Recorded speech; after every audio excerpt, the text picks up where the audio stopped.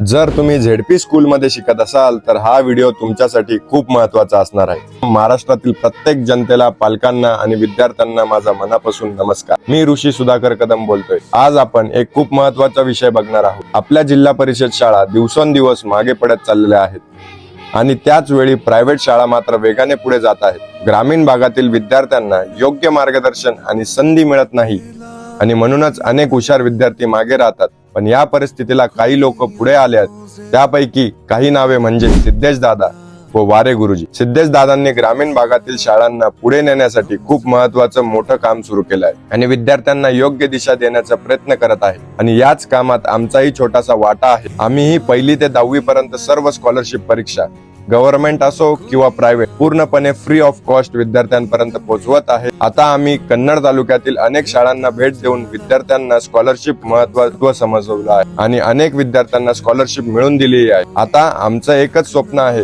हा उपक्रम संपूर्ण महाराष्ट्रात पोहोचवायचा आहे। त्यासाठी आम्हाला सिद्धेश दादा व वारे गुरु यांचे मार्गदर्शन खूप महत्त्वाचं आहे। म्हणूनच तुम्हा सर्वांना एक विनंती आहे, हा व्हिडिओ नक्की शेअर करा।